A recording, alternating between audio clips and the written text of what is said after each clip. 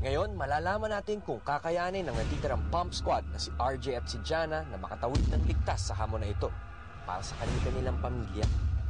Si RJ para maiahon sa hirap ang pamilya at si Jana para mapauwi na mula sa Japan ang nahihirapang ama. Tatlo ang maglalaro. Abangan din kung sino-sinong partisipantes ang maglalaro sa huling hamon ng kwarta ronda de eliminasyon. Sino sa Pump Squad ang mapapasama dito? Ligrong mapauwi sa Pilipinas. Patay! Meron talagang uuwi at ikaw ang pang-apat. Kahapon sa Pinoy Fear Factor Argentina. Handa na. Handa na. Uwi na eh. 3, 2, kahit nandidiri at kinikilabutan ay ginawa pa rin ng mga miyembro ng Pump Squad na si Jomy at Jose ang hamon at lipat ang 800 ipis gamit ang bibig. Sige, go! Ang bago nilang recruit na si Elmer, minalas na naman ng makalulun siya ng ipis. Nakaipis na nalulok! Sige, Dok. Tsaka lang sa pwesto mo. Sige. Kung kailangan mo ilabas. Ilabas mo. Sige, Dok. Samantala, ang ibang partisipantes gaya nila Marion, LJ at Savannah, nadali ng allergy ang mukha matapos gawin ang hamon. Oh my God, what happened to my face?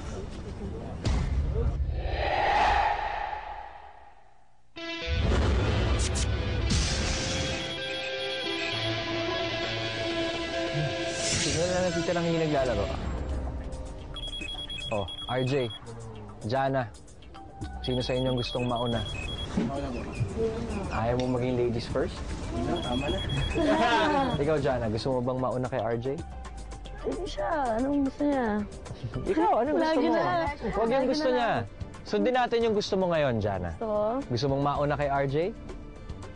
Sige, si RJ muna. Pump Squad eh. RJ, makakapaghanda ka na para sa iyong hamon. Madidirihin ka ba sa ipis, RJ? Medyo tukod din ako dyan eh. Kanina, maluha-luha ka na eh. Kakayanan mo to? Eto. Hindi na Dito kita na. kailangan bigyan ng panahon mag-isip. Nandito na tayo eh. RJ, ikaw na lang ang natitira sa Pump Squad na hindi pa nakakagawa ng hamon na ito. Patunayan mo na may laman ang dibdib ng Pump Squad bukod sa pang-aalas ka. 3, 2, 1, vamos!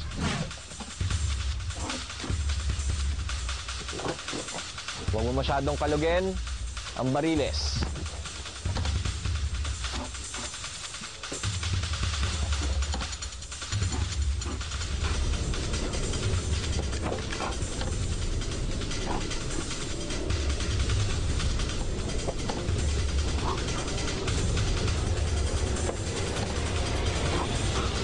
RJ, kaya mo yan. Bilis pa.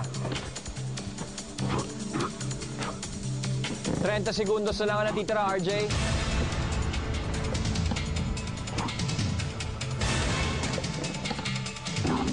Dahan-dahan, RJ.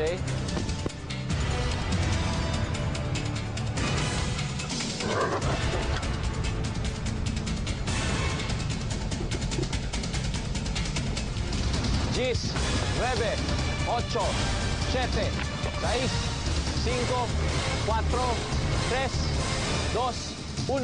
Tapos na ang iyong hamon, RJ. Kamusta yun, RJ? Makati sa mukha?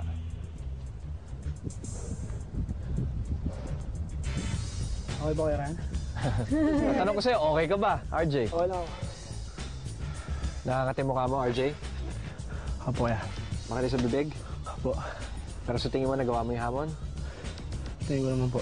Sa tingin mo, nalampasan mo yung 295? Hindi ko na po alam. Okay, RJ, matapang ka. Pero sa ngayon, bibilangin na ni Nacho ang ipis na nakuha mo. At habang ginagawa yun, maaari ka nang bumisita sa doktor. Salamat po kayo, Ran.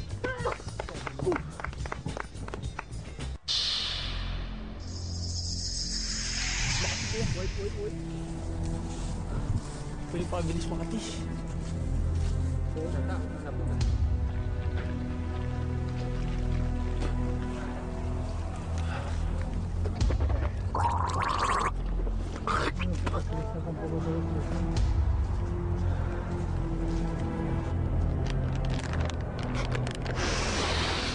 No problem.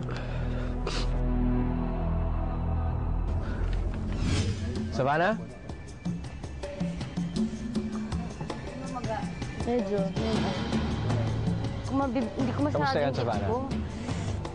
Ano sabi ng doktor? Hindi ko alam. Hindi ko masyado yung lips ko. Sobrang sakit ng face ko. Ang mukha. Sobrang sakit. Ano sabi ng doktor? Okay naman daw? Pero... Ay, hindi ko titiraan. Doon na sa lips ko. Okay. Kate. Jana, ikaw na susunod. Handa ka na sa iyong hamon, Jana? Handa na. Tapang ka. Hindi ka ayaw? Hindi. Okay, Jana. Ito na ang simula ng iyong hamon. 3, 2, 1, vamos!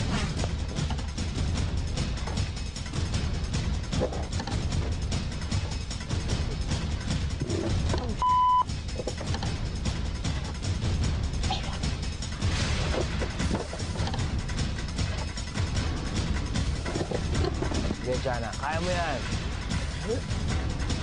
Sige, Jana. Labanan mo. Nasimulan mo na rin naman. Tapusin mo na ang iyong hamon.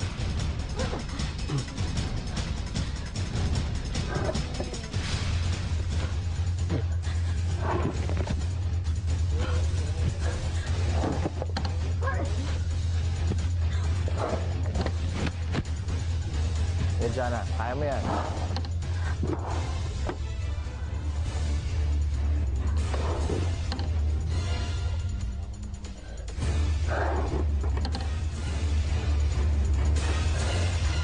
Cinco, 4, 3, 2, 1. Tapos na ang iyong hamon, Jana. Kamusta yan, Jana? Grabe, ang hirap tugutin kasi natula natin dito. Tapos yung mukha mo tumatama ng gano'n sa bilog.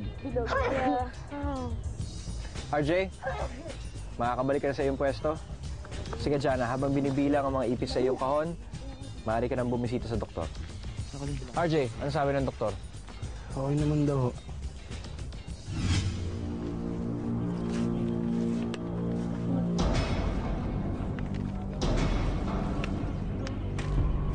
parang ang hirap kasi yung di ba yung bilog? Ang hirap dakutin doon. Kaya hindi ko masyado i-ano yung mukha ko. Ang hirap. Medyo namamanhit. Tsaka mainit. Hot.